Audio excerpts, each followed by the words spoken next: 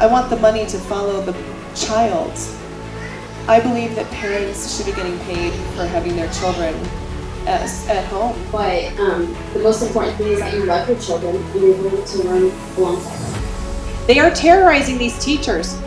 You are not to speak out or you're going to be fired.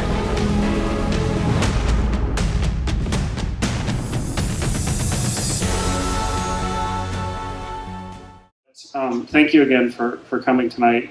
I want to introduce Justine Wadsack and Anastasia Satsakis, and I'm going to let them tell you a little bit about themselves because I've talked enough. And then Ryan, why don't you introduce yourself and then hand it over. Ryan's been great. Hi guys, my name is Ryan. I'm with Motion Music Entertainment.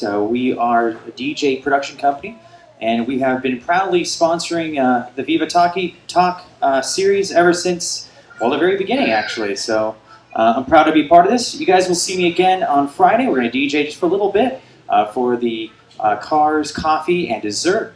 And then we'll be here on Saturday. Saturday's going to be a great event. You guys have to come see it. Information right here. Phenomenal mind.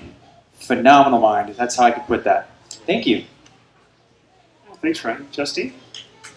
I'm actually going to let Anastasia go first. Oh my goodness. Hi everybody. Thanks for coming out tonight. We really appreciate it. Coming to listen to all the little awesome nuggets that we have that we're going to bring for you tonight. And just to keep in mind, Arizona seems to have been at the tip of the spear for a lot of things, right? We all know where we are placed, and that's at the top of the list right now because everyone's got eyes on us for everything. And this is just going to be one more thing.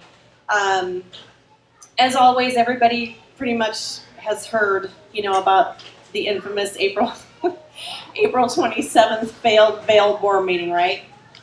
And you guys all saw the video. Everybody, raise your hands. Everybody saw it? Yeah, right? Okay. So I am actually one of those parents that got voted in to be on the new board, and that was never an intention, and it wasn't a planned thing, I will tell you. If anyone lives in Vail and gets the Vail voice at all, in the June distribution, my new organization, which is the Freedom Fighters of Southern Arizona, and the Vail Freedom Fighters, which is more the private parents page, which is now branched off into the public page, which we're getting ready to launch a whole bunch of initiatives, including on how to handle the boards, the governor, the Board of Supervisors, the Department of Education. We've been spending time, myself, Justine, and a whole slew of other people have come together. Mai here has been part of that as well, doing a lot of legwork on a lot of things, and it was divine intervention, and I'm going to say that very freely and liberally because it truly, truly was that night. I didn't know anybody at this meeting except for a couple of people, right? There's 200 and some people there at some point in the evening, and I only knew 2 people, right? This was not a planned thing. This was not an organized group function. This was not a planned takeover by outside people, as has been stated numerous times. And me being one of the only people out of the probably 15, including Kelly and Justine, who was there as well, with a select few others were even in the building at the time any of this happened. The whole crowd wasn't even in the building. They were all outside waiting to get in, as Kelly stated before. You guys kind of all know what happened after that because you guys saw the video and everything. Well, what happened was the vote took place because we were told at some point by a sheriff that the board was resigning or had left, failed. Not one of them came out in the hall. They have no clue what happened out in the hallway. They don't even know what was going on outside. They ran and hid, and they canceled the meeting. They being the board. They being the board, okay? Which I think has 0 bonus points in my book. No board should ever bail on parents and students when they knew damn well why we were there. None of them should have bailed. They all tucked tail and run. They didn't come out to try to say, let's do this in an organized fashion. They didn't come out to try to understand us. They didn't come out to say, we are going to have the meeting, we just need to have it organized, this and this. There was zero consult with the parents and the students. Zero. None. Which I think is absolutely atrocious and horrendous. And that speaks volumes and should speak volumes. And it's not just Vail. Because I know all these boards are collaborating and they're looking at each other and they're going, hey, we're only going to limit their time to like 2 minutes. Hey, we're just going to do all Vail, all virtual, I mean. We're just going to do all virtual meetings and we're just going to, not really allow anybody any time to say anything. No. That does not fit the description in any way, shape, or form of how any board should run. And I include this not only to Tucson, Sarita, Marana, Vail, all of them. Sunnyside, all of them. All of those school boards are equally guilty because they're all doing something wrong in multiple forms, right? There should never be a reason why 10 sheriff's cars had to be there at any point in time for students and parents. Why was that? Well, namely, because it was one person who screamed fire in the middle of an auditorium, so to speak, and had the police called, although, let's caveat that, 4 of them were already there behind the building, and 2 of them were already down the street. And each board member that has been out in the public, I've listened to all the interviews on the radio. I don't know that all of you have, but I have. And I listened to everything they said, begrudgingly. It just was like nails on a chalkboard listening to these people. It was nauseating. How they were portraying what happened that night, which is inexcusable in my book. And we were never sought out or given a chance to speak, to defend ourselves, to say why we were there. We were lied about, called an angry mob, causing a disturbance. No, I'm sorry, that is not why we were there. We were totally there peacefully. No one was turning chairs, getting all BLM everywhere. That was not the case. And I will use that because that's all they ever want to do. They come in, they destroy, they turn things over. No, there wasn't any tables turned over. No, there was nothing like that. No one pulled any punches on anybody. That was not even the case. And you have people like Mr. Aiken and Mr. Caruth, either by email, in public in Mr. Caruth's case, or Chris King, boo, or Kelly Tippett, boo, in public, on the radio, talking as if they knew what happened, when they weren't even there. They cut tail and run. My opinion is, we are recalling them, and you vote them out. It's as simple as that. And in one of the articles that Mr. Caruth was placing himself so high on a pedestal, he said, well, these freedom fighters of Vail were there to disrupt everything. No, we weren't. And we didn't have a name. We weren't organized, did we? We don't have shirts. We didn't have pins. We didn't have anything like that, right? We're just parents, right? I work. I have 2 jobs. My husband has a job. I have a 10-year-old in school. I have 0 time for anything else. Really, I didn't. I went to meetings where I could. I jumped online where I could. I've been lambasted by several parents in Vail calling me out for not being physically at every single meeting when I was actually one of the first parents in the Vail School Board's face. Back last year, when they were having these discussions about their proposed list of, what do you want to call it, their guidelines and their mitigation strategies, thank you. Their purported mitigation strategies for the C-19, right? The China virus. I'm going to call it the China virus because that's exactly what it is. We were one of the first ones, I was, in their face, telling them not to mask children. At the time, the vaccine wasn't even an issue. It's not a vaccine. I'm not going to call it that. No, it's an injection. It's an illegal experiment that is being conducted by fear on this entire city, state, and the world. Make no mistake, folks, because the emergency orders are still in place. If no one understands that, and when Pima County, I don't know if anyone saw the last Pima County board meeting like a couple meetings ago, probably now or whatever, but they refused to lift the emergency order. And neither did Ducey, for that matter. And he's on the chopping block too. Make no mistake, these people at the heads need this, the head of the snake needs to be cut off. You guys need to understand that. And tonight is one of the ways we're going to help you guys spread the word about ways that you can be involved. Don't ever let anyone tell you because you didn't attend a board meeting that you're wrong or you're ignorant or, you know, well, you should have been there. How many meetings have you been to? I don't really care. I'm not going to chastise anybody for that because I know how it is. And so does Justine and so do a lot of you. We all had our jobs, and it really bothered me going back to this time frame when I had to sit and hear stories either on Facebook or by email where parents were literally having to discuss in a two-parent working household during this time where they were locking everybody up, especially in Tucson, where there was no school except virtually. How in the world are we going to educate our kids and do it online when we have to work? Did they care about that? No. Guarantee you there was no survey put out to you guys. Did anyone ever get a survey saying, how do you feel about doing online school only? Crickets. See? Nobody got one. I sure didn't get one. I know none of you got one. Not from the Tucson board, not from the Vail board, not from Saurita, not from Miranda, not anybody.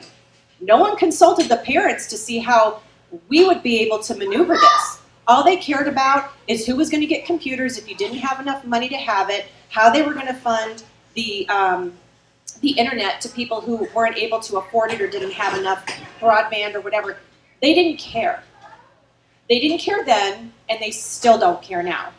With these emergency orders in place, make no mistake about this, and I will say this numerous times, make no mistake. They can still go back at the drop of a hat under the guise of, oh, there's a variant. Oh, we need to put masks back. No, no. This is where we, as a collective, need to stand up against our corrupt mayors, our corrupt board of supervisors, our corrupt legislation, our corrupt governor, and for certain, our corrupt to the core and disgustingly liberal Board of Education. The Department of Ed, disguised as Red for Ed, disguised as We Care, which they don't. They do not. Hoffman does not care about you. They don't care about your kids. Does anyone know how they used some of the CARES money in the school? Did anyone ever get a drop sheet or a financial sheet indicating what the funds were going to be used for? Anyone? Does anyone know?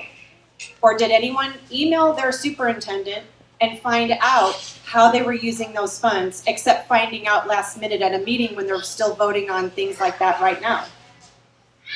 I found out after either being in person or having been on all these board meetings, they, at least Vail anyway, they still have $2 million left over. I'm like, well, how much money exactly did you get? And none of them will answer. No one will respond. They don't want to answer you because they don't want to answer to you, which they are legally bound to do because they are elected officials. You guys need to understand between appointed and elected. If we elect these people into office, they have to be held accountable to who? You guys, right? One would think. Unless we continue to put pressure on these people and expose them for who and what they are, it will never change. I have been, really honestly, I have followed for years, probably, I don't know, like what, probably almost 20 years now, our environment here politically. And most recently when I moved here, following it here and nationwide. Okay? Yeah, it's not good, you guys.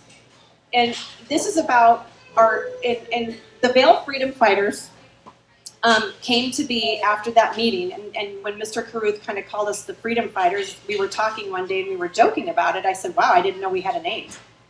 So I guess we have a name, right? So thereby, we created the Vail Freedom Fighters, which is our private parents page for people who are from Vail or who have kids or maybe grandkids or somebody that's in the district. But we also now have a public page, which is the Freedom Fighters of Southern Arizona. So find us, ask to be included in the Vail Freedom Fighters on the parent page, and go to our public page of the Freedom Fighters of Southern Arizona. Okay, so there's our name. This is who we are. This is who I started. This is what my group represents. We represent you guys. And this is kind of what prompted me to consider running for the Vail School Board, which I am doing, by the way. Because I am interested in at least starting at the grassroots level. We all have to realize at this point in time where things are headed, and it's not good. I hate to be brutally honest about that, but this is something that you guys have to carry the message to. You guys are my torch bearers. You guys are the torch bearers with what Justine's going to say tonight about the homeschooling as well. We have to make choices, and they will not be easy to do. But what I will tell you is you guys have to make choices that work for you. I will not be one of those parents who criticize somebody for keeping their kid in school, okay? With a watchful eye, mind you, because we have a lot of things that have been on the slow creep for decades. What's called CRT, critical race theory, the racist platform that they're trying to spread, that has actually been on a slow creep for a long time. It's been religious creep about teaching Muslim theories and ideals only and discounting God, which I firmly believe. I think we need to be allowed to bring God back into the school system. I think we need to let groups in upper level classes, like in the high schools or in colleges or universities, I think religious groups should be allowed to practice what they are involved in. But where it comes to school choice, we are going to be releasing a set of initiatives, right? And I joke about this because when we were talking about it, I'm like, how do I bring this up? So with the Freedom Fighters, we sat, Angelica and myself, she's not here tonight, she's got a board meeting, or she's recuperating too. I think she had a little bit of surgery yesterday. She and I went through a lot of stuff. We've gone through the bylaws for our board. We've gone through the Arizona open meeting laws. We've gone through the Arizona statutes number 38, which is a big one. I want you guys to write those down. You guys need to look at all the bylaws of your school system, okay? And you need to read what they claim they stand for on their websites. Print it off, memorize it. Because this is part of the catalyst that you will use to thwart their attempts at overtaking you, the parents, and overtaking you, the students who are old enough in these classes, your high school students or college students even. This is getting really dangerous, guys. It really, really is. And people just don't realize it. A lot of people are just skipping through the daisies and just going, yay, I don't have to do anything. I'm just like, they just want to stay oblivious to everything, and I don't understand why. Do you? Do you want to stay oblivious to what's going on around you and for your kids and what it means for you going forward? I sure don't. I'll tell you that right now, and that's why I'm doing what I'm doing. Do I really have time to do it? No, but I'm going to do it. I'm going to do it. Anyone who lives in Vail, I would love your support to vote me into the board. Because I don't care if there's laws. I know what the laws are, and I guarantee you your boards don't. They don't read their bylaws. A lot of them don't even know what their bylaws are. They don't even know what Arizona open meeting law is. And until we kept throwing it in their face, I didn't even know it even existed until Justine and Steve Daniels were mentioning about Arizona open meeting law. I didn't know what that was, but guess what? I looked it up and I educated myself. And I found what the laws were they were breaking. There was 3 of them. And I guarantee you all of them, all the boards, no matter Vail or who, they're all breaking Arizona meeting laws, the open meeting laws. And they are also violating their own bylaws that they are supposed to work from. Yes, they are. But you guys need to pull those up because every district is different. Every set of bylaws is different. You need to pull down the Arizona open meeting law. It's really easy to find. I'm going to post it tonight, again, on our pages, both of our pages, on the parent page and on the public page. That's easy to find, but I can link it for you guys so you can go on there tonight, probably, or even tomorrow if you want, and go look at it and look it up. And I'll point out the ones that they did break. The bylaws are different again for each district. You guys really want to pay attention to the bylaws and find out what rules they're breaking and what laws they're breaking in their own backyard. Because that's what they're supposed to be governed by. Not only do we elect them, but they have laws to follow too. This isn't just some made up thing. We've done the research and the legwork. So my little joke that I'm going to present to you guys is anytime that you need to find something out, you're going to have to cry. And that's our acronym for our first initiative, and it's KRIE, cry. It was purely accidental when we came up with this stuff because I was thinking of the things that parents need to do, grandparents, parents, even older students in the high schools and colleges and universities. They're going to cry a little bit before they get to be strengthened. And the K is knowledge. Number one, you have to have knowledge. You can use your own background knowledge in your personal life, in your education that you grew up with, in your household, how you were raised, all your background knowledge, right? Everything that you already know, you use that. The next one is research. You need to do your research. Don't just be a couch potato and read a headline and go, oh yeah, okay, whatever. I mean, I'm busy, but I'll tell you what, after I get a break, or at night when I'm by myself, my son's gone to bed and I don't have much else to do, or I just want to decompress, I'm going to watch the videos that I get. I get so many videos every day. I get so many articles every day, and I read them and I post them. But sometimes I don't have time to always read them, but I will go back and do that later. You need to do your research, investigate. That's how we know so much about what they're sneaking into the curriculums and what they're not telling you. Even when you're asking them what's in their curriculum, we had somebody at Sarita tell us that the other day, Chad. And they will not tell him. They will not send them the curriculum. He had to get somebody who was inside to tell him what's in the curriculum that may look a little shaky or not, or whatever the case is. But you can get it. And there's something called, what is it, the record?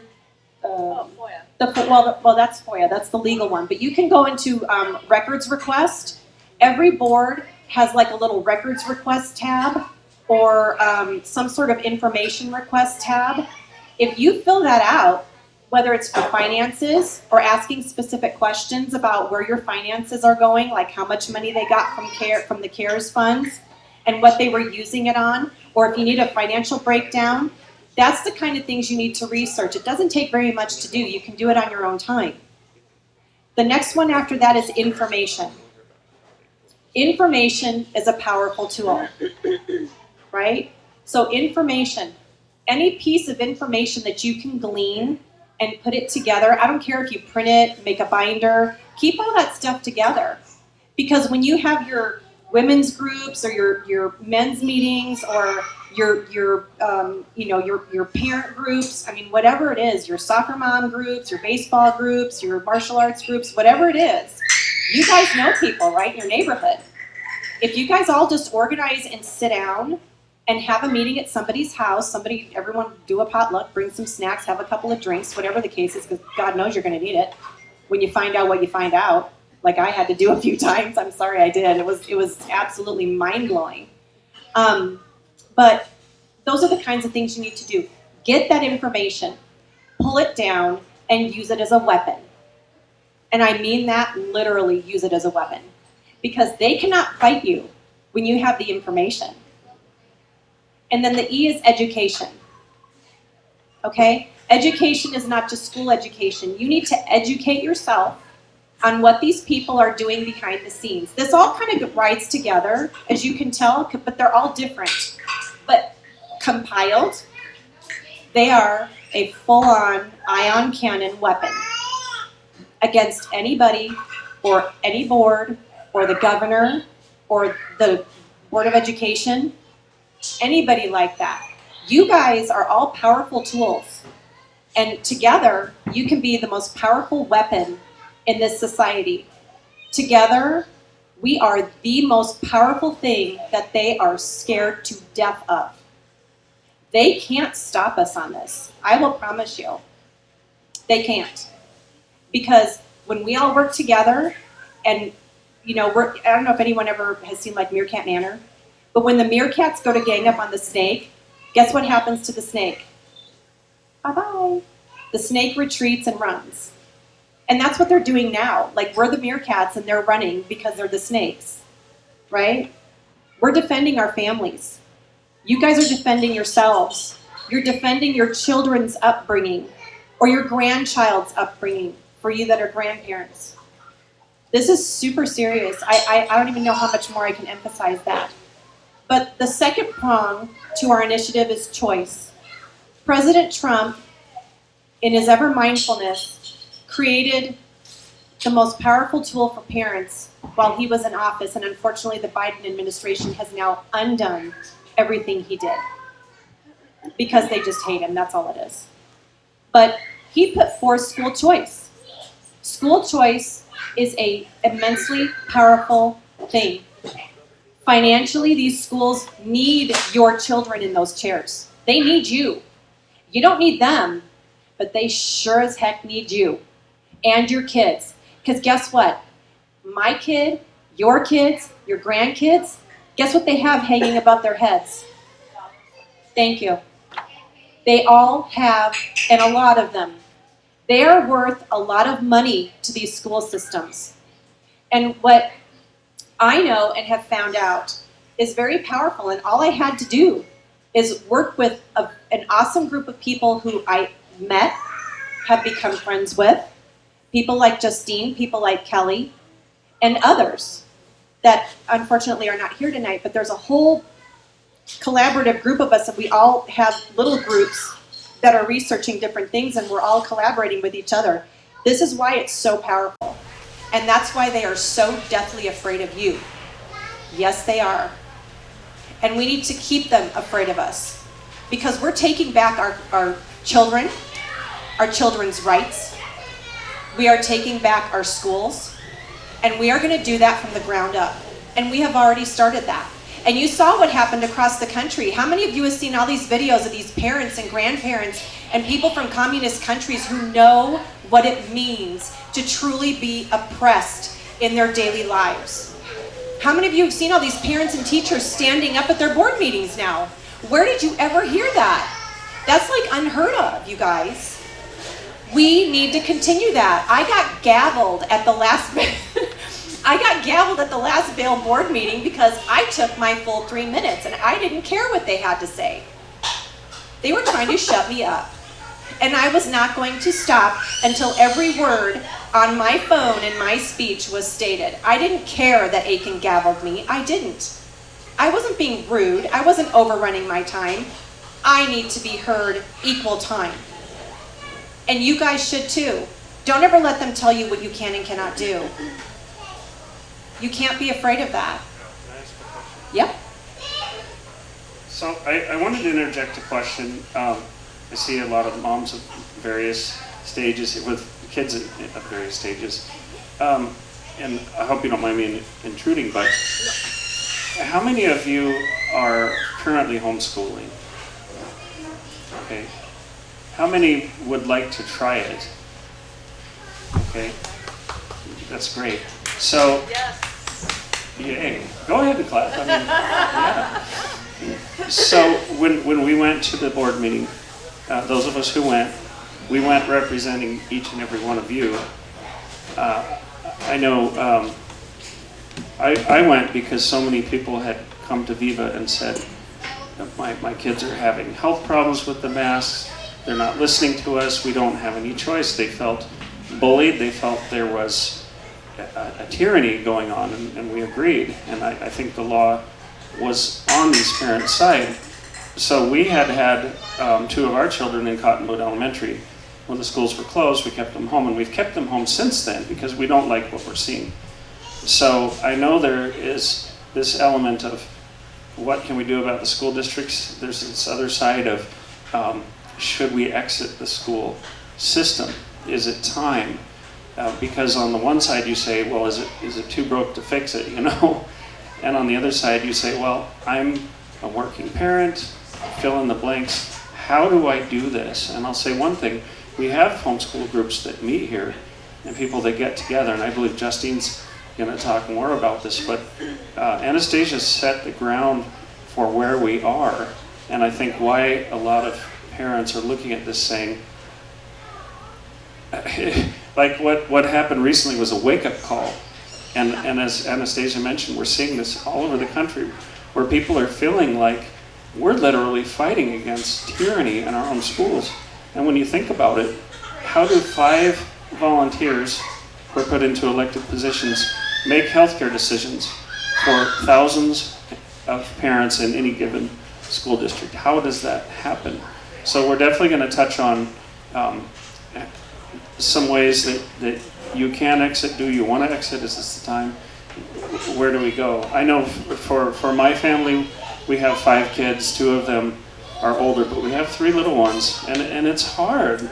It's hard working, running a coffee shop, trying to educate the kids. You feel like am I failing? Am I doing enough? You know, so, but I just want to encourage you all, and I know these 2 ladies would concur with this, you have a lot of community support. And that's what we're doing, is we're coming together as a community. Anastasia, Justine, and others, they're fighting for you. They're fighting to bring some sanity back in the school system. And it may be that you go in and out. You go into the school system if it improves. But in the meantime, you know, we're going to make sure you have resources for homeschooling too. So thank you for letting me interrupt. Yeah, so the thing I want to end with really quick before I give it to Justine, because she's going to pick up where I left off, literally. Just take the ball and run with it. Start small if you want to, and just gather up the neighbors, gather up people who are like-minded with you. That's how you start, and that's how you grow your group. There's a lot of little cluster groups. This isn't just something to say, you know, you can be a freedom fighter too in your own right. This isn't just about joining a group or an organization. This is not about that. This is about empowering you. This is our empowerment initiative to you guys. Cry and the choice prongs that come off of the empowerment initiative. In fact, that's what we actually called it. We called it our empowerment initiative because we want to empower you guys. We're going to give you what you need as time rolls on here. We can't do it all tonight. It's physically impossible. But we're going to give you the nuggets to start. And we're available. If you guys want to message us on our Facebook pages, I know Justine has a Facebook page. We have the Freedom Fighters of Southern Arizona. You can private message me, or you can, text or whatever. Just let us know what your questions are, or put them out in a public forum. Just ask the questions on the pages, and we'll be happy to answer. What was that? We can help you in the right. Oh yeah, and if you guys forget or whatever tonight, Kelly's got good answers too for how to find us or contact us or anything too if you want to do that in person. So I'm going to give it to Justine, and she's going to walk you guys through the homeschooling part. Thank you. Thank you, Anastasia. You know, it's been about 14 years of me fighting school districts now. I have, in a blended family, 6 children, and 2 of them severely disabled. One of them not quite severely, but the other one, they're both on IEPs.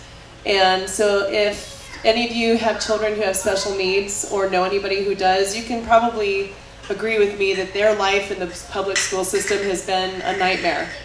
And they've always felt under attack by the schools. It's never felt like a comfortable place for them because they're always fighting for something. They're always fighting for their child's rights and being ignored or being told they don't have enough funding or they don't have enough anything. It's a constant battle. So I'm very proud right now because I've been saying the words parents' rights and the ARS 1601 and ARS 1602, the two most important Arizona revised statutes you can possibly know, is the Parents' Bill of Rights in the Arizona laws. And I've been saying these 2 statutes now for 14 years, or not even that. They haven't even existed that long, but I've said parents' rights. The problem I'm seeing with it right now is they don't have teeth. We don't have any way of actually holding these people accountable. We can walk into a Vail School Board meeting and we can say, you have to listen to us because of open meeting laws. And they said, we're leaving. And then we can say, okay, well, you're violating our children's right to breathe oxygen. You're in violation of this law because you're restricting them and this is abuse. And they just keep doing it anyway.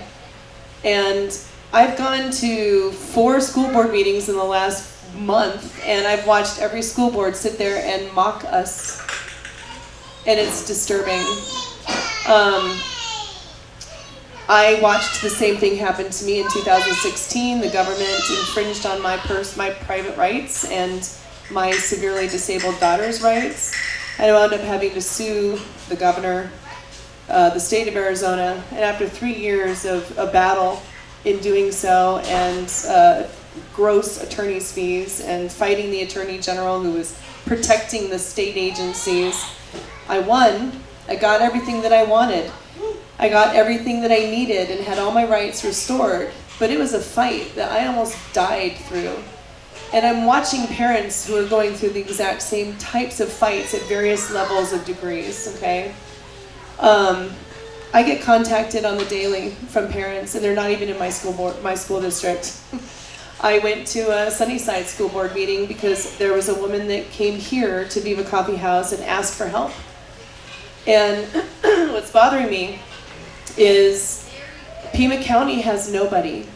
We have nobody to go to. There's literally nobody in the LD10 district that we can go to. There's nobody in LD2 that you guys can go to. LD9, LD3. This is a very, very oppressed part of Arizona. Southern Arizona is very just, we're all alone. And I hate to say that. And I don't mean to be a Debbie Downer right now, but there's a lot of things that have had to have realization. But that's it. We are parents and we are alone. We don't have anybody helping us right now. So we have to look out for ourselves and we have to look out for our children. And I can't say that on a more serious note. You have to be aware of what the schools are trying to teach your kids. You need to ask to see the curriculum. And if you don't get to see the curriculum and you are told no, take them out. Do not send them back to that public school. Period. Make a way to make it happen. And there are ways to make that happen. I've talked to many parents who have actually made that happen. And they're very successful at it, and I see we have some here.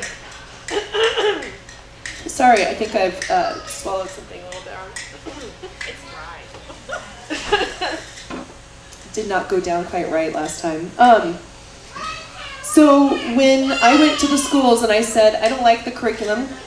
You guys are trying to teach my son terrible sex ed, comprehensive sex ed that was maxed under something called Family Life Curriculum at TUSD. And I said, I don't like this. We don't like it. We brought in, we went onto the radio, we brought in hundreds of Hispanic families to the school board meeting because they had no idea what was going on. Nothing was in dual language, so they didn't have that ability to hear it. Once they heard what was going on, they came in and they were pissed.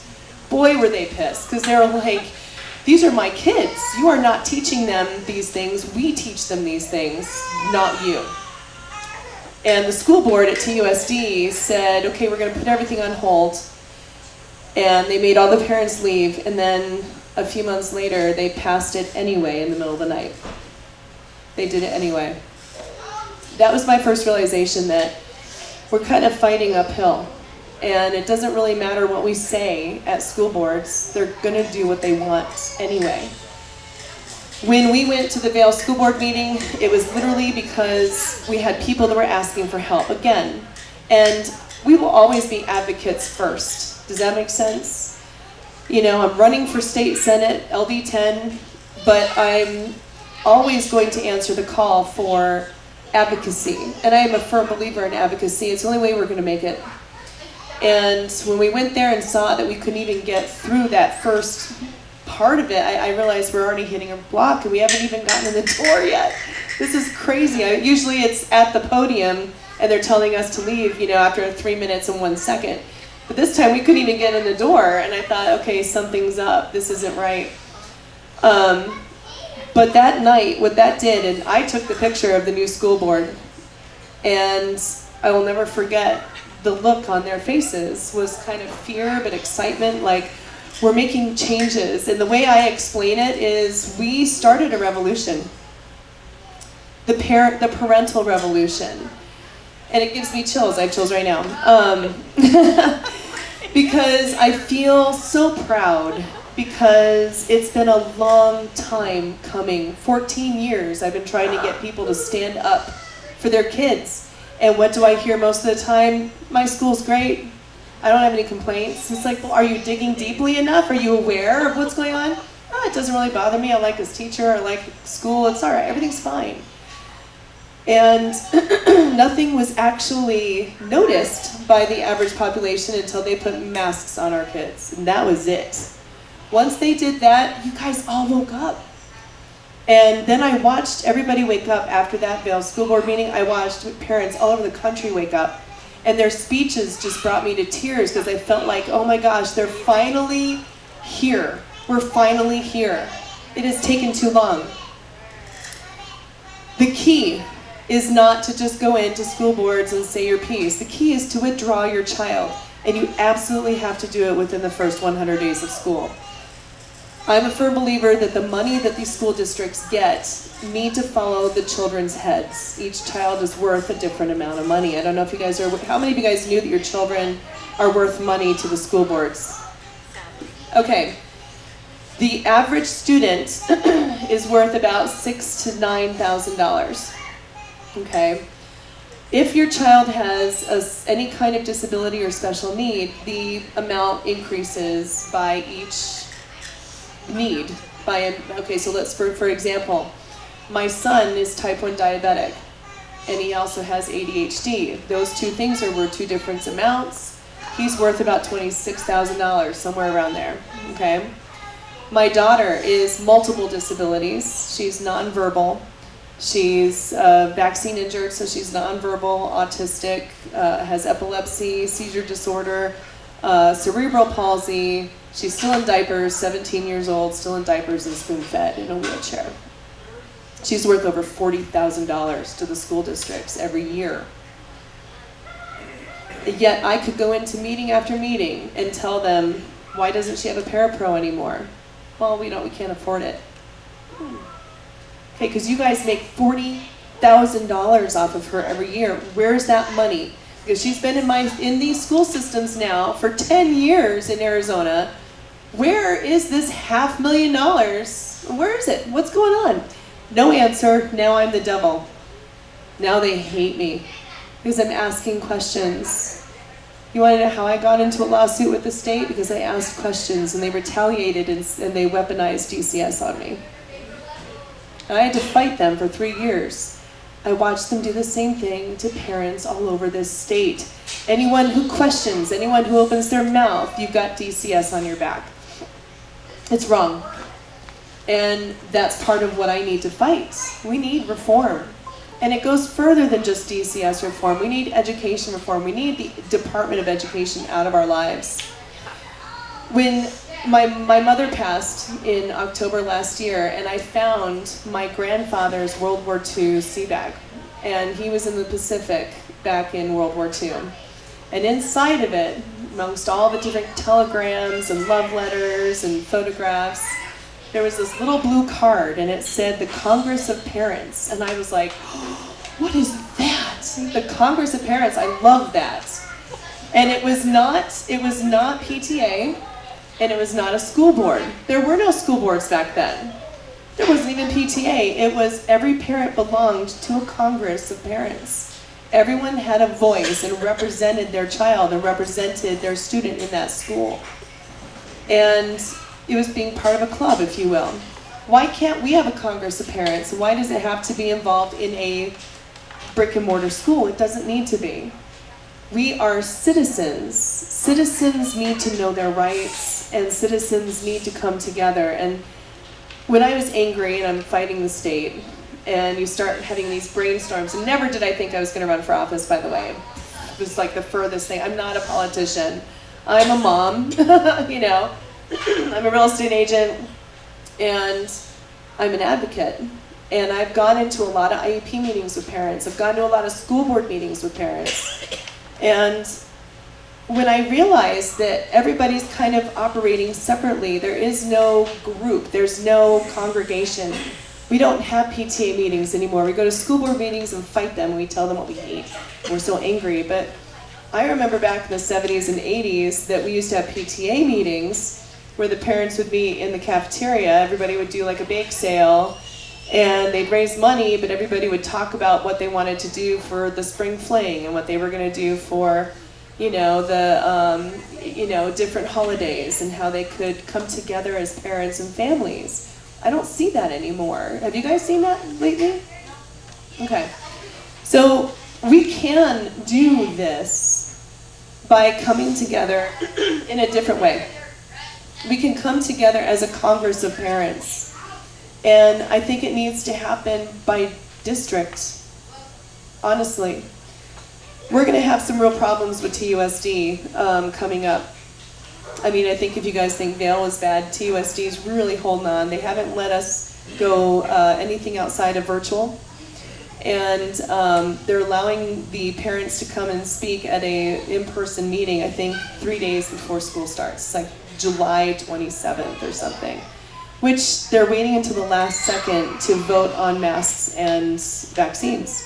The very last second. They're going to make these parents wait. And if you all know, TUSD is the worst out of every one of them. You know that, right? And you're right next to them. And when these districts get redrawn and whatnot, who knows where everyone's going to end up? You don't know. None of us know what, you know, TUSD and... Well, redistricting is every 10 years they go through and they redraw the lines for all the legislative districts. And, you know, I just heard last night that there was somebody that their house has been in 4 different districts since they've owned it. So things change, they move around, and it's very important that we pay attention to our neighboring school boards and school districts, because you just never know when it could end up being yours. So this idea of a Congress of Parents means community, and maybe it's a different way of thinking. You know, we're so used to just let's go to work, let's go send the child to school, let's go pick up the child from school, but there needs to be community, and there needs to be a place for community to meet and discuss different curriculum that everybody's using. What curriculum do you like? I like this one, I tried this, I didn't like that one. That one didn't work, the kids were bored or whatever, or this one had too much whatever and not enough of this or that. You've got to talk to each other and see what there is out there, because there's a lot. There's so much curriculum out there. And there are teachers that want to get paid too. There are teachers that want to work, and they're not being treated right either through all of this. There's good teachers and bad teachers. There's good school board members and bad school board members. There's good parents and bad parents. I mean, let's be honest. One sec.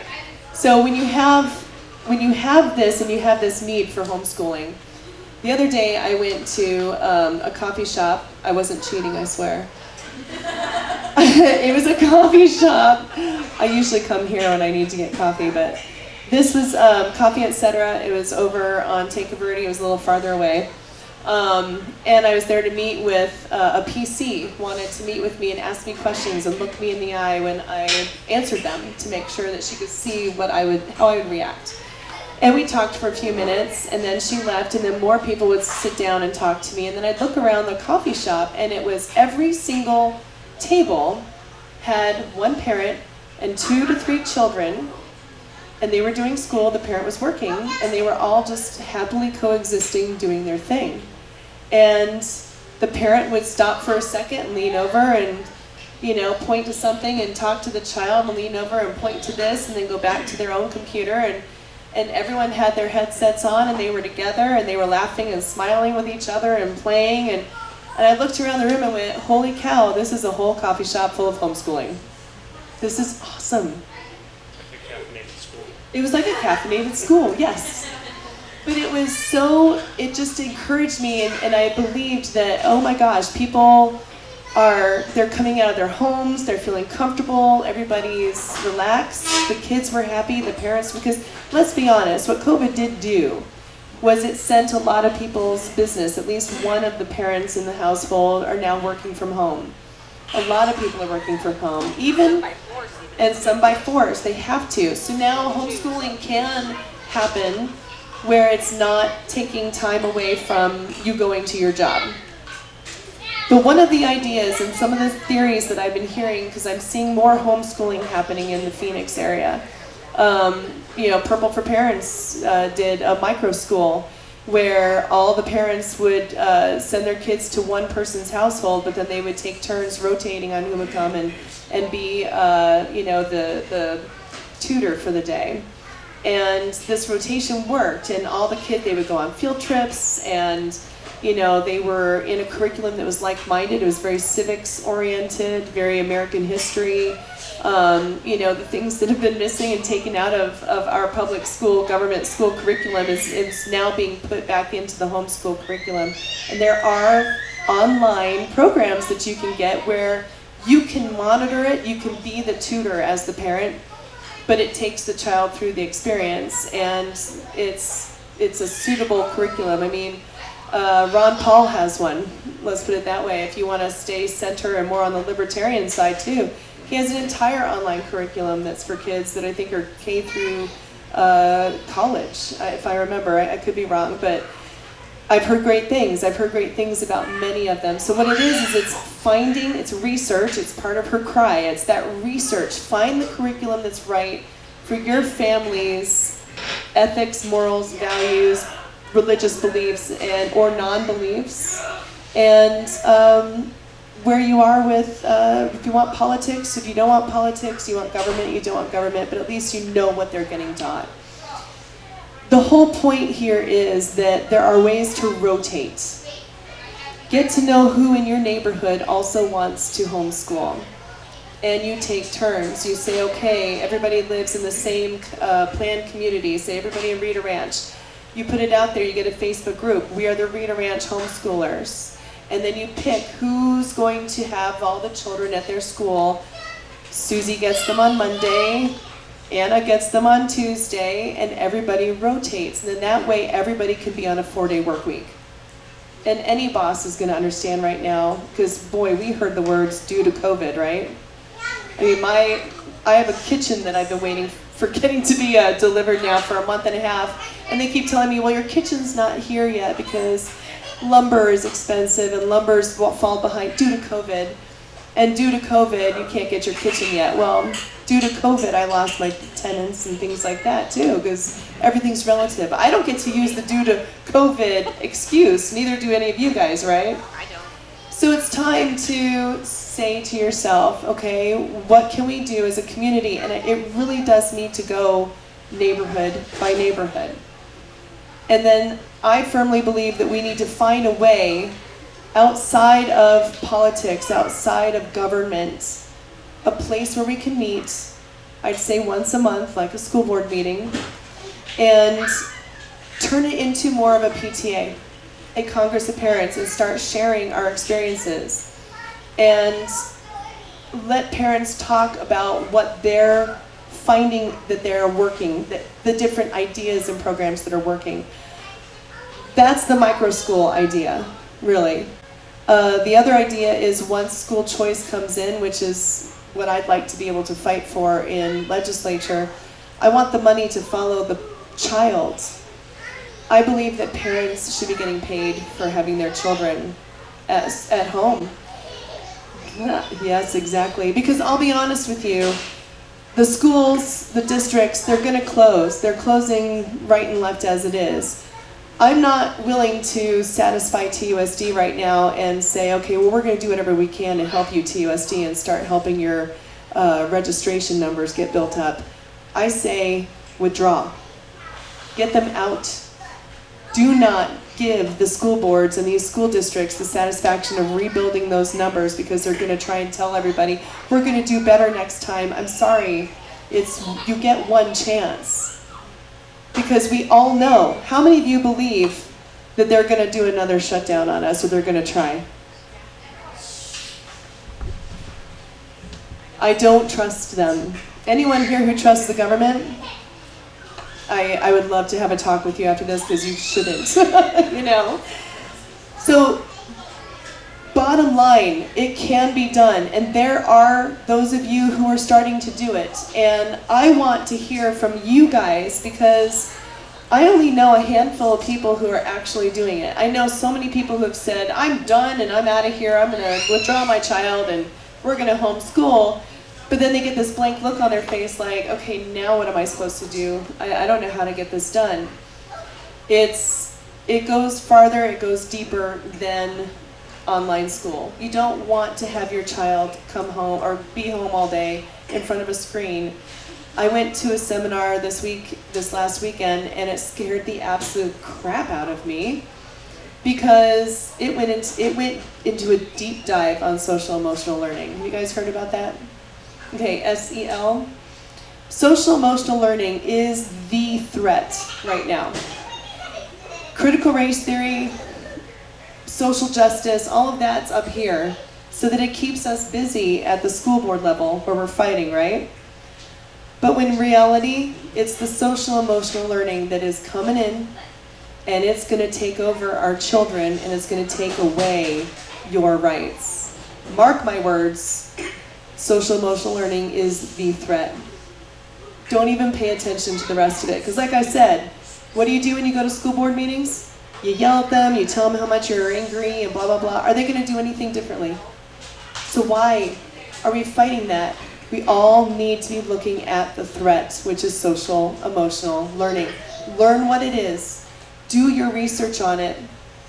I'll be putting more things up about it in time. I don't want to scare too many people too quickly, but it is scary. It is scary. They're going to use screens in your home to basically take over the behaviors of your child. They're going to learn the behaviors of your child. Why are they harnessing the information from your child's behaviors and their screen time? School curriculum is going to start changing from the school level.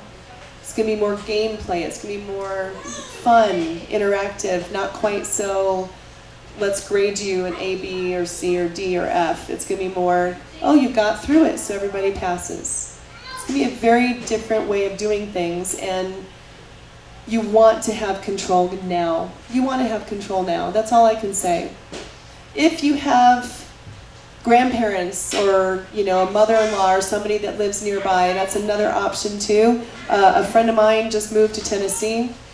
He bought a house, had a guest house on it. His 3 kids are being homeschooled all day by grandparents, and then they work from the main house, and it's a beautiful relationship. But there's ways to do that. It's kind of a return to family.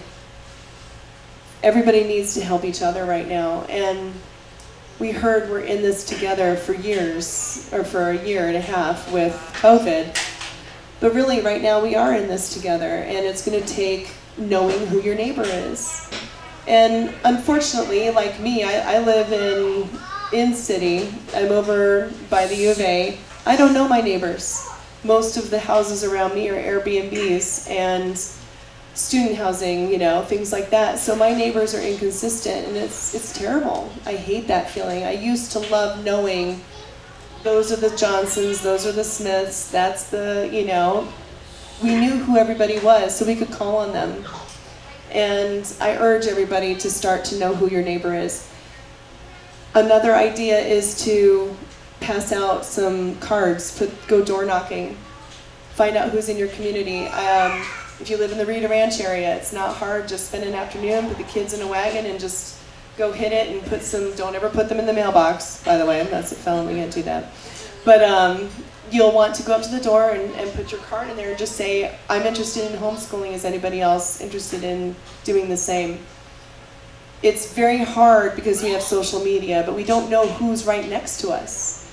We can go reach out to 500 people, but they could be all over Tucson, and that's not going to help you. You need to find somebody that's right there. Door knocking is a great way to do that. I know that because as somebody who's running for office, it's how I learn where everyone is, and I'll tell you, it's a wonderful experience. I used to hate door knocking. I used to be afraid of it, because I thought, I don't know what to say to people and I don't know what to do when they open the door, but you know, it's a great feeling to start bringing community together. And honestly, we need to do that anyway in 2021. There's nothing wrong with doing more community-based. So I urge everyone to get onto the Freedom Fighters because it's a great sort of a central place where everyone can talk to each other. But then I think that we need to have almost like a subgroup meeting and, you know, find out who would like to take charge, who has had experience doing the homeschooling, what styles are working for them. Because when I was here last, there was a family at the table back here. And, what's that? No, there were people sitting next to you guys. And they said, we homeschool, but it's like 3 hours out of every day. And then the rest of the day, we just hang out with our kids. So there are ways to do this, and you can also get them into programs so that they stay busy as well. But it's not as scary as it sounds. So I would like to ask those of you who are homeschooling, I want to learn from you now. Because the only way I'm going to be able to piece all of this together and put this Congress of Parents and this neighborhood community action together is to find out what's working currently and how many of you have tried homeschooling and become frustrated and said, I can't do this. Because there's got to be another way for those of you who are going through those experiences as well. So can I start with, let's go from this side of the room, you guys homeschool. Would you be willing to educate me a little bit about what your process is so that I can have an idea of... Do you have a second mic or is this the one? Is there a second? No? What were we speaking? Yeah. So, the nice thing about Arizona is that it's very easy to homeschool. You just go to the superintendent's office and say that's what we're doing, and you're doing it. And you have full and total control of how you educate your child. And our oldest is 22, our youngest is 14, and I think we did a hell of a lot better job than the school system could possibly have done. You don't have to have people right next door. We had communities. Each one of our children, I think, had a different sort of tribe around them, as you know, they were different ages at different times. And Southern Arizona Desert Homeschooling is one of the biggest homeschooling groups in the United States, I think. So you can generally find socialization in groups if you look for it. Yes. And in terms of getting your child to meet the minimum academic standards to get into the junior college, I would say the entire K through 12 experience probably takes about 6 to 8 weeks if the child is interested. No. And I've heard the same thing, and that's my point. You can get through this quickly with a few hours each day. So the entire, you need 12 years in school to learn this is junk. It's nonsense. And it's mostly there so that we can all work and pay more taxes. And I think the other thing is especially now with COVID, we should be thanking that everything has aligned, that we can pull our children out of the school system, away from these public teachers unions. Yes. These are literally the evilest people in our country. They're the source of all of our problems. And if people would just admit that to themselves, and the responsibility is to raise the child we want to make them, we'd be at a better place, I think. I agree. And we've always had plenty of people to help us. So how did you you use the Sonoran Desert homeschooling curriculum? No. It's just a social gathering. That's just, and people use curriculums or don't use curriculums. Or you can just teach use your own. Child-led learning. Every family, every child is different, and some need 100%. You know that the American Federation for Children, they say that school choice is so important because no two children learn the same. So to put every child, because of their age group, into a box and expect them all to learn the same way or the same time frame is ludicrous. No two children learn the same way, same speed, nothing. So it really does need to be more customized, and nobody knows their child better than their parents. How do you guys deal with the time that it takes and not having your child in school? Because obviously 14, you're not dealing with issues leaving them home alone, but when they were younger, how did you do it? We followed the COVID model from the beginning. So we always had at least one parent who was stayed at home, worked from home. Okay. So it was harder. It was hard then. Now it's easy. So we had to be real creative. But I was like, well, we can't tell people about how to find this super secret niche over here because there's only so many. But now it's it's The hard very part easy. right now is the community part. Yeah. Is the finding people because they closed everything down. So where there used to be field trips and get to get it's doing it in a completely different way.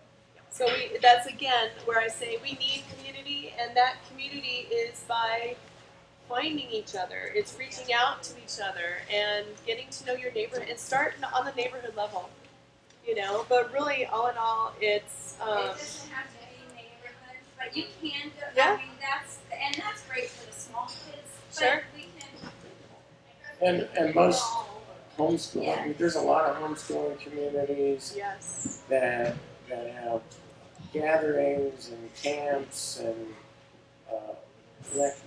lectures and there's a lot of resources for homeschooling, whether you're radical unschoolers or religious, or you want to do a classical Homeric, which is what I thought I wanted.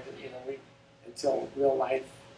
You're like, No, it's like when I realized that you follow your child's instincts and you make sure they have access to whatever they're interested in, and you just gather their way.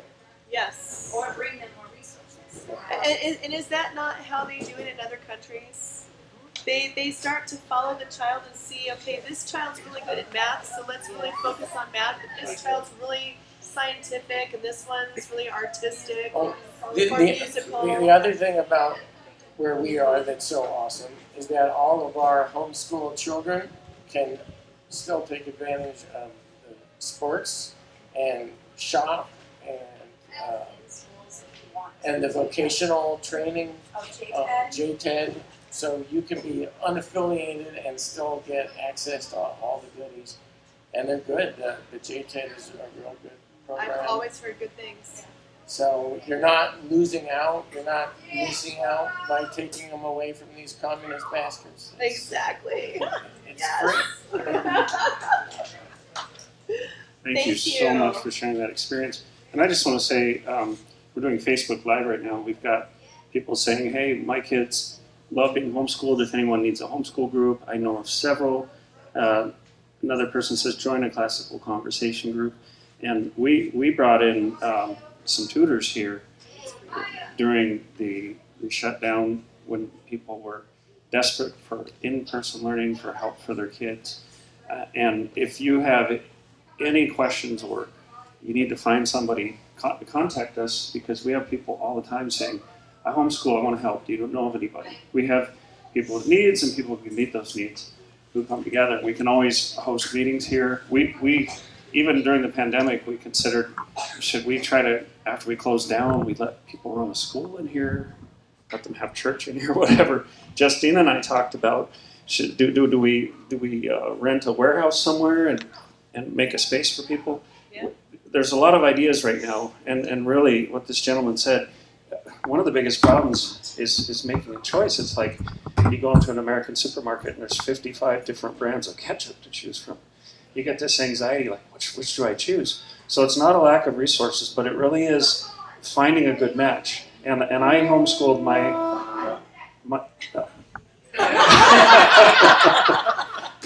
am I on a timer here? I homeschooled my older kids for a while, And my oldest went to this horrible school in Central Oregon called Westside Village, and it was very much, I think, what you're talking about. And that school was just wild. I mean, imagine Chaz or Chop, but as a school, it was awful. Kids just running around in the halls. I'm helping my kids with their schoolwork at school, and there's literally kids jumping on the table who wouldn't get off. And this was like 4th and 5th graders. So, is there anyone else who would like to speak to their experiences? Okay, back here.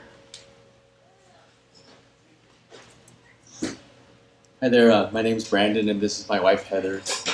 And I don't want to say too much, but before I met Heather I was an atheist and I eventually became a Christian.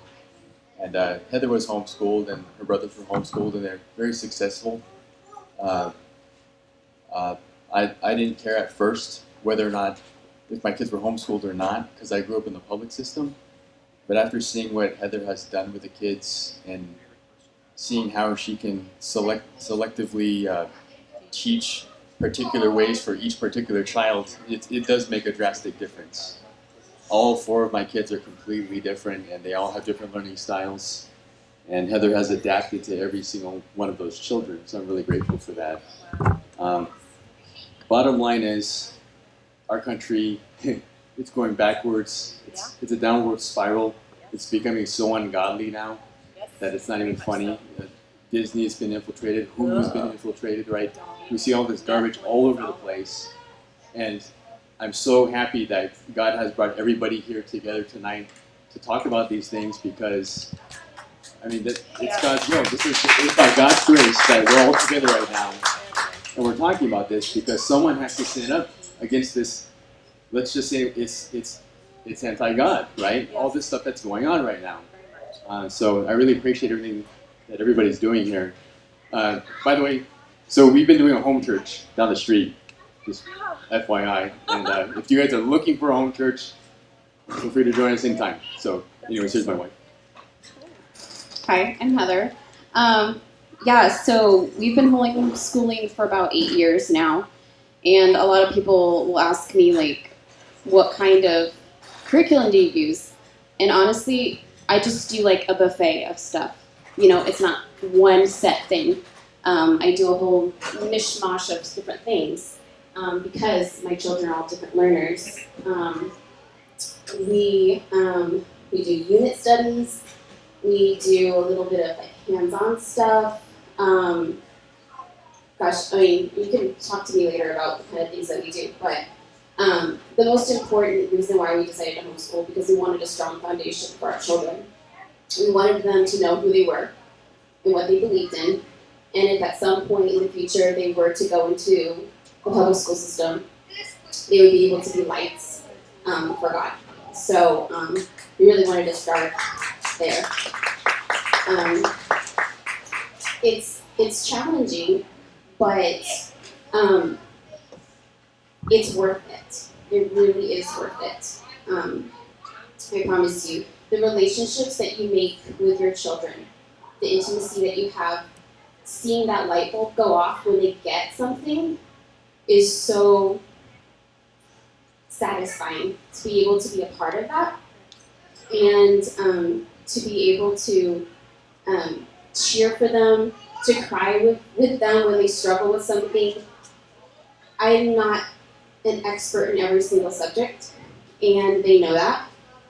But we learn together, and that's the most important thing. So even if you feel like, you know, I don't know everything, I don't have a degree, I don't either. But the most important thing is that you love your children and you're willing to learn alongside them. So that's the best advice that I have. You know what? You learn by teaching. Absolutely. That is awesome. Okay, I have to say something to that because it's parents like you guys that have been doing this for a long while. For your choices and your personal well-being for your children is what matters, and that's why we're here. That is exactly why we are all here. I'm wrestling personally with a lot of things right now. With keeping him in, taking him out. But after everything, it's like, look, and I want to caveat this. I am not shaming teachers or principals or vice principals that really, truly do have the children's best interests at heart. There are teachers that are very much invested in these kids. They love them.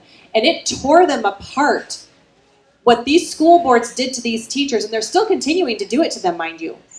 They are terrorizing these teachers, and it comes down from the Board of Ed. They are terrorizing these teachers. You are not to speak out or you're going to be fired.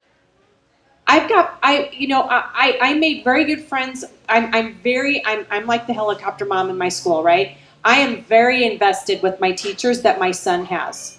I watchdog everything, and they know I'm involved to the point where they call me if there was like a minor incident or some kid tried to, attack my kid, verbally or physically. I've got that kind of relationship. Look, if you guys want to keep your kids in school, and I'm talking to people out there in TV land, in internet land, if you want to keep them in school, that's fine. But you really need to be involved in what they're learning and how they're learning it. There are some awesome teachers out there, and some that are actually getting out. They don't want to be part of this anymore. I can't tell you how many times I've looked at teachers in the faces in the first couple of months after these kids were allowed, I'm going to say allowed, to go back to school. Masks and everything. And it tore them apart that they were not allowed to give these kids their afternoon hugs before they went off to their parents. Some of them cried. I watched them. And it tore me up. I was like, how horrendous. You don't get C19 from hugging a child. You don't get C19 from looking at somebody or being within range of somebody. That was all a lie. If you got it, it was 99%, is 99% treatable and curable. There was no reason for this to have ever happened and our children and us to have been put through this. But thank God, because thank God we learned about what was going on. And that's why you all are here, and that's why everyone's online tonight. Because what Justine said, and what this gentleman said, and what you two have said is super important to give other parents the strength and the knowledge and the ability to understand there is something else out there.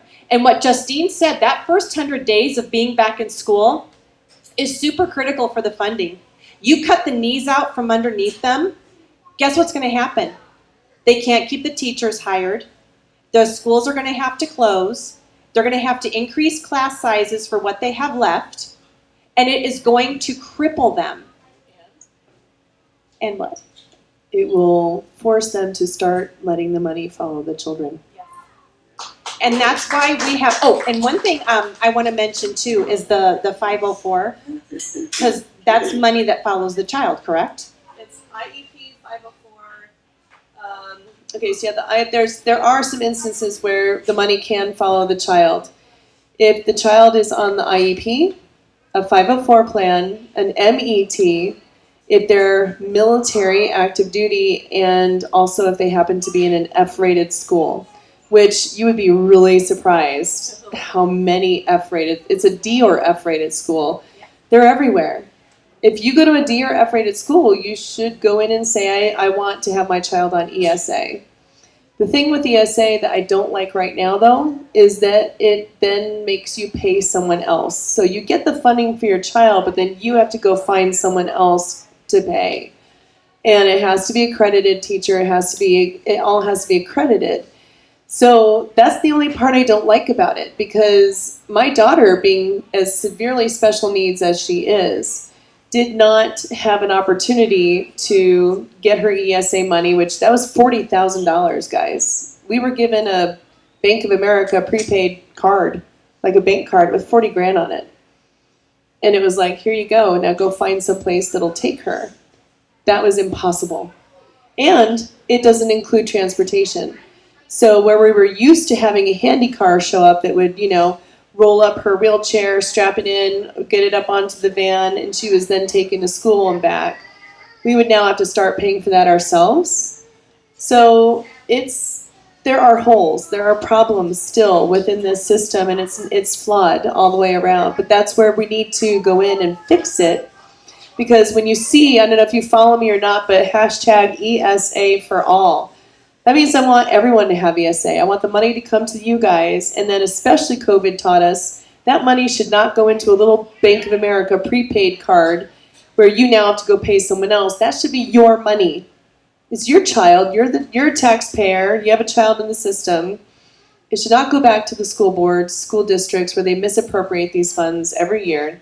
I still want to know where $500,000 went, and I was not able to get a parapro for my daughter because they said they didn't have the money, but I'm like, you've had lots of money from her over 10 years. Issues. So here, what's that? So basically, just real quick, you've got to know, we've got to get people in office that will fight for school choice. 2020 taught us that the government can pull a rug out from under all of us at any minute. And we should be able to say, cool, no problem, we're prepared. I have my ESA funding, I homeschool my child, do what you gotta do, you know? I work from home already, you know, do what you need to do. But do not infringe on my rights to a free and appropriate public education. And that's a real thing, and they took that from everybody. And they really, really hurt parents with special needs kids, and that makes my heart and my I just get angry because I came in here when I met Kelly was July of 2020. I walked in here. It was in the heart when he was about to get just browbeaten. He was getting it hard from the Pima County Board of Supervisors. And what do I see when I walk in here? Parents everywhere, and an entire table over here with all these special needs kids, all in wheelchairs, doing face painting. Okay, remember that? And he was getting in trouble because the kids were in here doing face painting. But they weren't allowed to go to school. And what are parents supposed to do with their special needs kids in wheelchairs? I mean, they all just were completely ignored and forgotten. So the anger I have combined with excitement is a weird experience for me right now because I'm angry, but I'm so excited that you guys are all waking up, and it's like you're starting to feel it. And this has to start getting infected. The infection needs to be the freedom of parents' rights. That really needs to be what becomes infectious.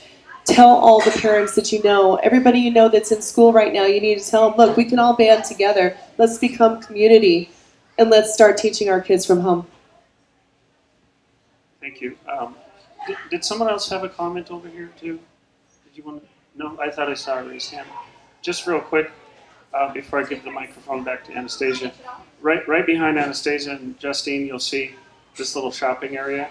Each one of those shelves, people rent those out, and it's a set monthly fee, and then they get to keep anything they sell.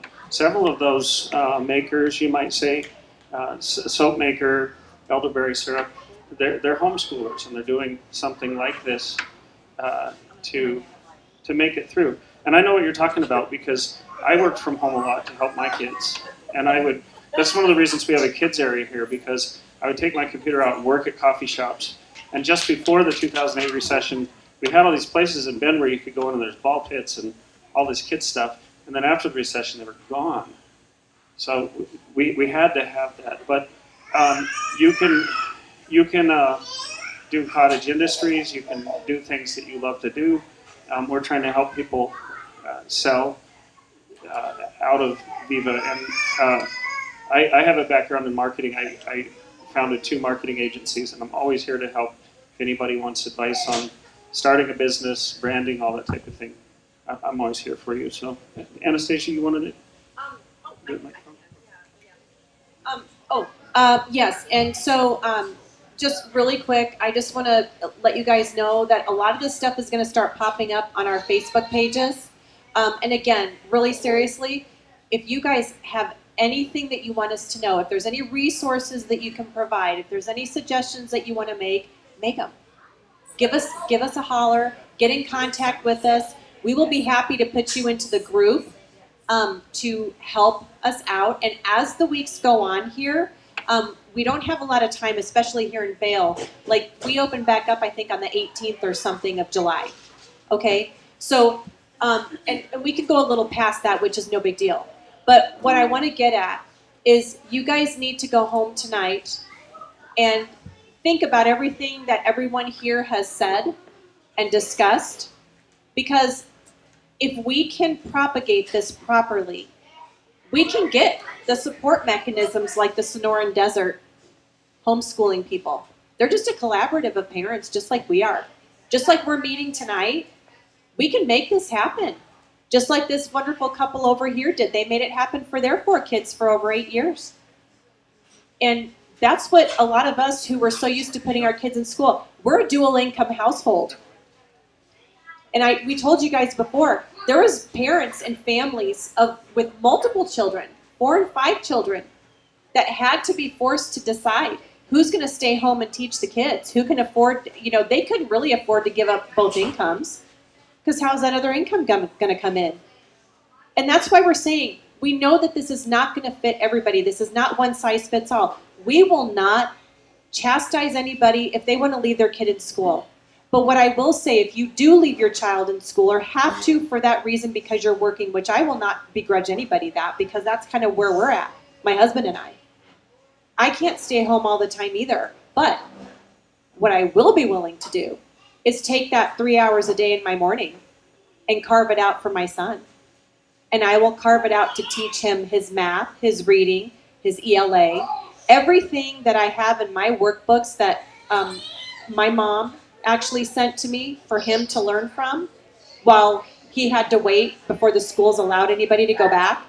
And this online ridiculousness, which was horrendous, by the way. It was awful. And I had the workbooks in front of me, and I'll tell you what, I found the hard way that it was like the easiest thing ever. If that's like a misnomer, I don't know what is. It was hard to do, but it was the easiest thing at the end of the day.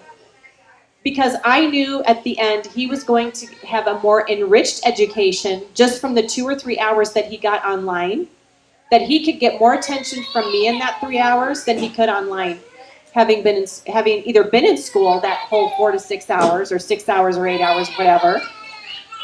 Or would you rather have that 3 hours of quality time with your child at home and be able to teach them those quality things are going to teach them valuable life lessons? And you don't have to worry about what some of these teachers, not everybody, but there are some sneakers in there right now in these school systems everywhere. Every district has at least 2 or 3 or 10 or 12 or 20 probably that are only interested in teaching their version of history, their version of the truth, their version of math. God knows I cannot stand those words, Common Core. I wish to God I never heard them. But I don't teach my child Common Core. I told him, you learn it the hard way. On the end of that, we have a recall running for our board, for anyone who cares, who's in Vail. If see Maya over here, Maya, raise your hand. This is Maya. She can have you sign the petitions if you haven't already. Justine is running for LD10, and also for. In LD10, I have petitions, but I'm pretty sure you guys are mostly all Vail, right? Right. Not all of them, I think. Yeah. In your LD10. Oh, yep, sure.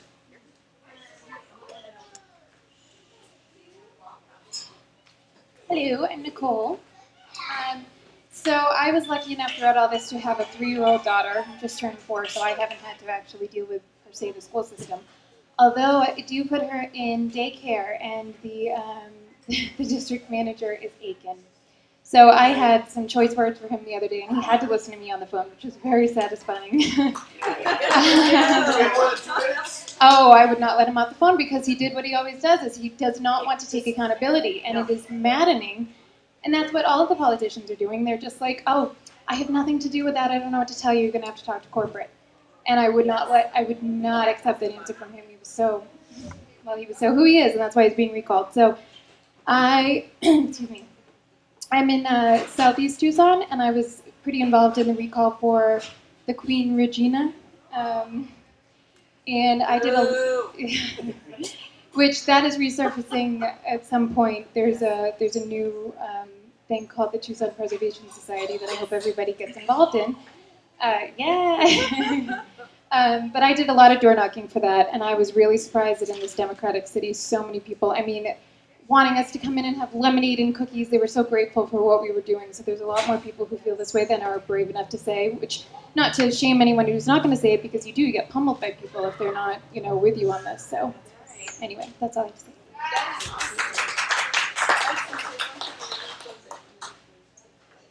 Okay, we're going to close in about 5 minutes, but and if you need to leave, don't feel rude, but Justine wants to say a few closing remarks. My closing remarks are this, guys. We are in unprecedented times, okay? We've not seen anything like what's going on in America ever. This is something completely brand new. So when I'm invited here to talk about homeschooling, it's like, well, there are options out there, but I have no one thing that I can tell you is going to work because we've never done this before. This is so brand new. To teach parents to take their kids out of school, that's a very new, it can be scary, but I'm excited about it because it means we just might have a chance here. We might have a chance of actually winning this and coming out on top. So we started a revolution on April 27th when we went to Vail School District. And we showed the country that the spirit of the board is the parents. What we did was we showed them, no, we can't go in and change the rules. And even though we were told by the sheriffs and whatnot that, they were all walking out and they had all left their jobs and had resigned. And we, moved forward with this idea, but it was also an excitement. And we have to keep that excitement and that positive feeling of winning in our hearts and in our bellies. And that night we felt it. And when we elected that new board, that was the spirit of parents overcoming years of battles against our school boards. And we need to keep that momentum going. And we need to be positive about it. And we need to keep fighting. And when I say keep fighting, I'm not meaning getting out there and punching people. I mean, although sometimes it would be nice. I don't know. No, please don't. But, honestly, it is a fight. We are in a fight for our lives and a fight for our children's future. And I cannot stress again the curriculum that's coming in through the back door right now. Look up SEL. Look up social emotional learning. If you know anything you need to look up, please look that one up. And then I assure you, there are Purple for Parents people right now that are working with legislature to give the Parents' Bill of Rights teeth. It needs to have teeth because what we need to be able to do is walk in and say, all 5 of you have just broken the law. Sheriff, arrest them all. They are in violation of ARS 1601 and ARS 1602. And have the sheriffs go and the deputies arrest the board members. That is what needs to happen now. I'm done with having these police called on us. We've not done anything wrong except show up and want to have First Amendment rights. And if any of you guys have seen it, even a Purple for Parents member was arrested in Chandler last week because he stood up and told the parents they had rights. Over and over he kept saying, you all have rights. And they took him by the arm and arrested him, and he spent a night in jail. And I'm sorry, but Purple for Parents has been fighting this since early to mid 2018. I got on board in about April, May of 2018 because when Red Fred marched out, they forgot special needs kids. We can't just take our kids and wheel them into a YMCA and say, here you go. It doesn't work that way. So I watched and I learned that parents' rights are being trampled on, and I've watched it happen for years now, and it's getting worse and worse, and it's revving up, guys. It's not slowing down, it's getting faster and faster. So we need to keep the fight going. Show up to board member meetings, even though they do seem to be a bit pointless, and I'm talking to you board members through the screen right now. We see you all smirking at us. We see you all dismissing us with your smirks and your boredom. But you will get yours, because there will be teeth in the Parents' Bill of Rights. It's going to happen. So I just wanted to close with, we started a revolution. Let's rewrite history together.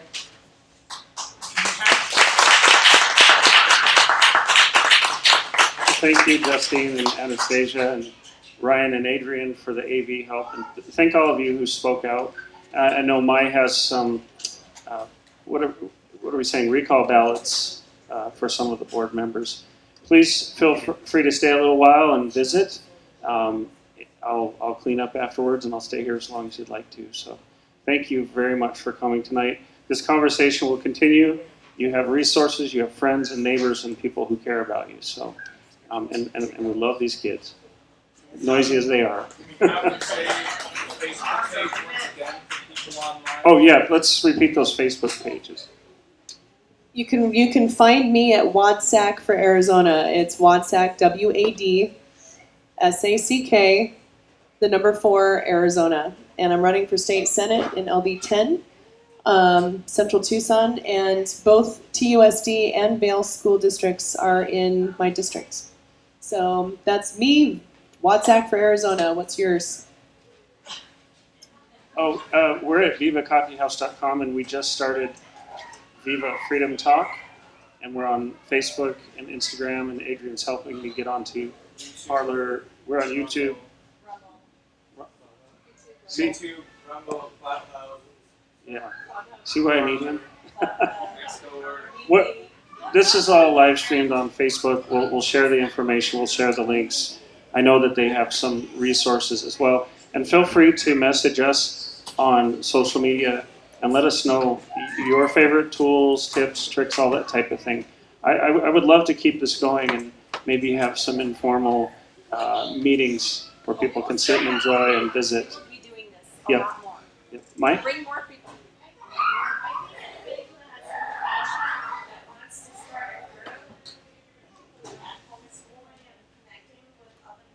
They can go on there and go here, go to that, go to Freedom Fighters.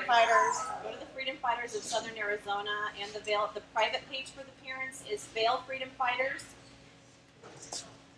The private page again for the Freedom Fighters groups, for the parents, the private side is the Vail Freedom Fighters of Arizona.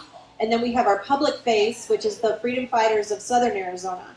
We're on Facebook right now. We're getting ready to line up the platforms on probably either Clap Hub or MeWe, because we know with Fascist Book, I like calling them Fascist Book, yes, I will say that. We want another alternative platform. And there is going to be a possibility we're going to start doing some conjunctions with, well, actually we are going to be doing it, with Freedom Talk and with Justine and others within our collective to bring messages to you guys about all of this that's going on, the homeschooling, the warnings about things coming down the pike. We also have a full legal initiative, I did want to mention, we have a full legal initiative coming out to hold these people accountable, and I'm going to talk to Justine about it, Angelica and myself. Oh my gosh, this stuff is crazy, unbelievable. It was mind-blowing. I still haven't gotten through all of it yet. It is scary what is going on, but I'm telling you, there is legal alternatives. I have them. We are finishing putting the final things together. We have all of it done, but we are going to release it so you guys can have it. And that'll be here in the coming weeks. I was kind of hoping to have it a couple weeks ago, but it was so much information, we couldn't get it all done. So we are almost finished. We're going to work with Justine because this has to go legislatively as well. So that'll be rolled out. If you guys have any questions, find us, call us. Kelly's got our numbers as well. I also want to let you guys know that I am not the only person running. I have Bob Dosey here who's running for House of Representatives. And at home we have Rachel Jones. We have Rachel Jones who's also running House of Representatives. Remember that when it comes time to vote, you have 1 Senate you can vote for and 2 House that you can vote for. And they are on board with everything that we have to say here in terms of education. Get to know your legislators. I never expected what happened to happen. Never been arrested, nothing like this. But I want to give you a little encouragement because September 15th, I went alone. But now I went by April of the next year, and there were 200 people going to a school board meeting. And I'll tell you, when I was sitting in there in those handcuffs trying to make sense of everything, I thought, first of all, I hope my wife's not freaking out right now. But second, I thought, they just made a huge mistake. And my hope was that people would see that and they would say, we can do this, and people would stand up. And look at us now. And have some hope, because when we stand together, we can do great things. And sometimes it starts with one person here, one person there, and then it grows and grows and grows. So let's keep going, let's stand together. And I'll tell you, Vail Ranch in particular is an island. It's a place that we are taking control of, we the people, and we want this to spread everywhere we can. Wherever you come from around this part of the state, we're here, we're together, and even as the darkness grows, so is the light. And we know in the end we win, right? In the cosmic sense. So everybody have a good night, enjoy visiting together. Thank you.